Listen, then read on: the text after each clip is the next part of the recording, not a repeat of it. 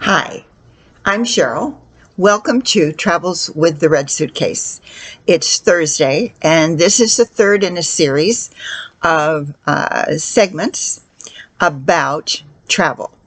So today, I'm going to talk to you about why you should have a CoPilot when you travel.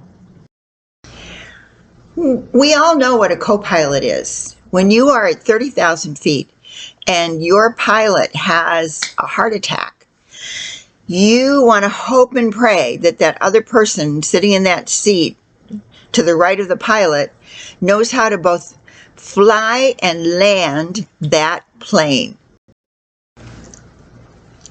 That co-pilot is responsible for our health and safety, responsible for getting us safely onto the ground. So let me tell you how I decided that I needed a co-pilot as I did my traveling. And I started when I was traveling in the United States. I was a van traveler for 6 years, and I'm a single female on the road, and I wanted someone that would have my back.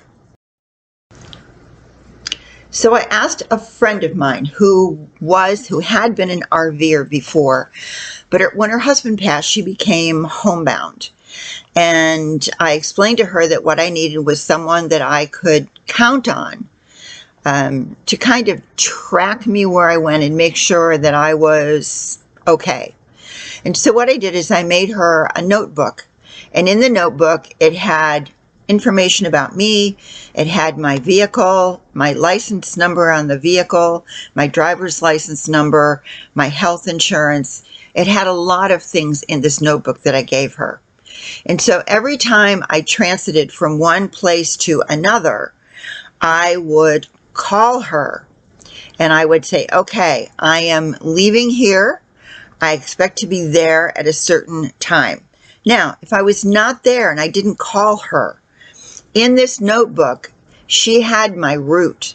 She had contact numbers for the sheriff's department, the highway patrol, the state police, wherever I was going. So if I had had a blowout or an accident and I was an hour late calling in, she could contact whatever that law enforcement agency was on my route and say, my friend may be in trouble. So I created for myself a co-pilot. When I decided to travel through Europe and a couple of African countries and Scandinavia, I made my friend a different binder because she was going to need different information if she was going to be able to help me when things got rough or I got in trouble or who knows what. So in this binder is the following information. If you have someone at home that you trust, I would suggest that you make a binder for them so that if something happens to you when you are traveling, they have the information. So first of all, what I have is I had colored and black and white copies of my passport. And then I had my bank information, credit card information, and I actually put her on one of my accounts at the bank so that if in some instance I needed some money, she could go to the bank and she could get that money for me. So she was actually on my account, on one of my accounts at my bank. And then the next thing I had was my emergency medical evacuation insurance, my trip cancellation insurance, all of the insurances having to do with my trip. She had all that information. And then this is the STEP program, which is run by the U.S. State Department, that sends you updates of what's going on in different areas that you may be traveling to where there may be some problems. And so you can go to the U.S. State Department and do STEP, the STEP program, for your travels, and they will supposedly keep track of you and know where you are. So I also gave her a list of all of the U.S. consulates that were near the closest consulate near where I was going to be as I was traveling through all of these different countries. I gave her a email address, a fax number, a local, just, street address, anything else that I could find about that consulate in that location was on this list. In addition, I gave her the contact number for the U.S.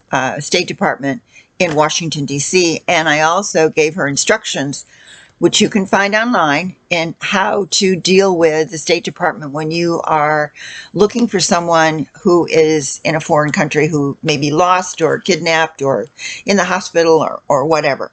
So it's an emergency sheet. And then the next thing that I put in here for her was a local map of where she lived and where the Western Union office was, her Office Depot, FedEx, places if she needed to send me some money or she needed to send something to me. This is a map close to her home of where these locations are. And instructions about how actually to send something FedEx or send something Western Union. And I had a FedEx account, so if I needed something sent, she just had the account number. She just went there and did it. And actually, she did do it, okay?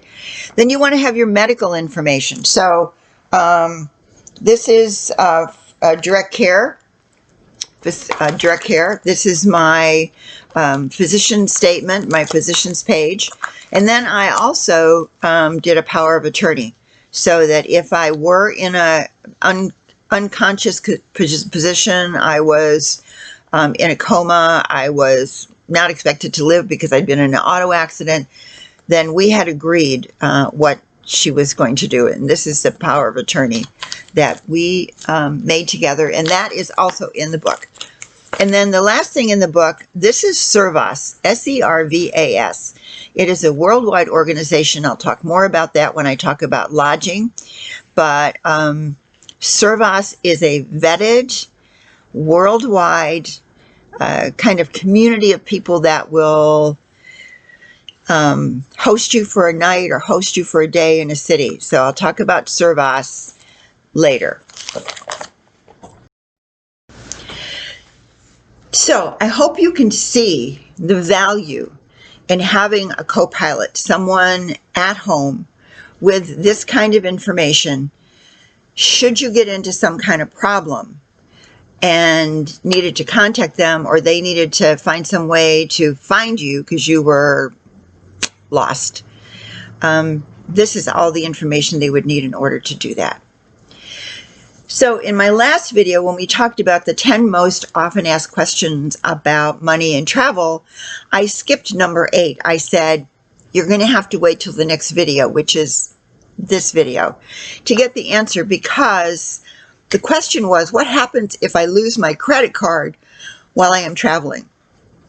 And I had not lost my credit card, but I had two other actually experiences where having this binder and having a CoPilot really helped reduce my anxiety and made it almost not a problem. So what happened was, while I was traveling, I was in Poland, my credit card expired. Now, fortunately, before I left, I put my CoPilot's address as my address on all of my mail. Anything that was going to be mailed was going to be mailed to her house. And the bank notified me via the internet that they were sending a new card. Well, they weren't going to send that card to Poland, where I was.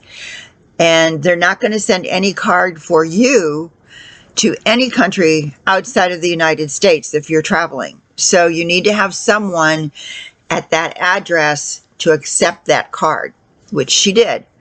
And then she took the card, she went to FedEx. I gave her the place where I was in Poland, and they just delivered my card, which was really great. The FedEx office where I went was right out near the airport, and so I just took a local bus, went out, got my card, bam, done.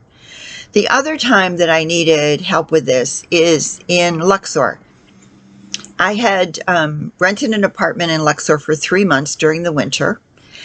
And one day at the market, my ATM card was stolen. Well, they didn't have the PIN. And as soon as I knew it was missing, I notified the bank. So that was not a big issue. My Egyptian landlord and my carriage driver were very concerned because now I had pretty much no access to cash except what I actually now had in my pocket. And so even though they didn't have much money, they were willing to make sure that I had food to eat, which I thought was really, really great. So what I did is I emailed my CoPilot in the United States, and she went to the bank. She got cash, only because I didn't want to do, the credit thing on my credit card. I didn't want to do that. So she went to the bank. She got cash. She went to the local Office Depot, and she did a MoneyGram for me to Luxor, Egypt. Now, when you do that, all she had to give me was the code numbers, and I had to know where it was, the person it was coming from, and the address. Now, in Luxor, there are 3 different places where you can pick up this money. As long as you have the code numbers, the person who sent it, where it came from, you can just go right in and get your money. So it was probably about 4 or 5 days that I didn't have access to my ATM card. But when that came through, she also sent me the same way my new ATM card. So again, having someone at home with this kind of information when you get in trouble really lowers your level of anxiety, and you know that you have a plan A and you have maybe a plan B for when things happen to you. So having a CoPilot, having a 3-ring binder, having all that information available to you is something that I thought was really, really quite valuable. So as you can see, this segment actually covered 2 topics. The first topic is, do you need a CoPilot at home? And the second topic was, what do you do if you lose your credit card, your ATM card, somebody steals all your money? If you have any kind of a financial problem like that, having a CoPilot at home that can do that for you is really going to reduce your anxiety. It's going to make your trip better. You don't have to worry about it. You don't have to try to go to the State Department, the consulate. You don't have to do any of that stuff. So if you found that this was A, new information for you, or B, it's information that you kind of knew, but it's valuable hearing it from someone that's actually gone through that process, then please feel free to leave me a comment below and hit that subscribe button. So I will see you again next Thursday. And wait for it. Here comes your quote of the day. This quote is also from the Dalai Lama, who said, "Once a year, go someplace that you have never been before." So join me next Thursday when we talk about how not to get stuck with unusable currency, like my story with my Northern Irish pounds. Okay, travel safe. See you next Thursday.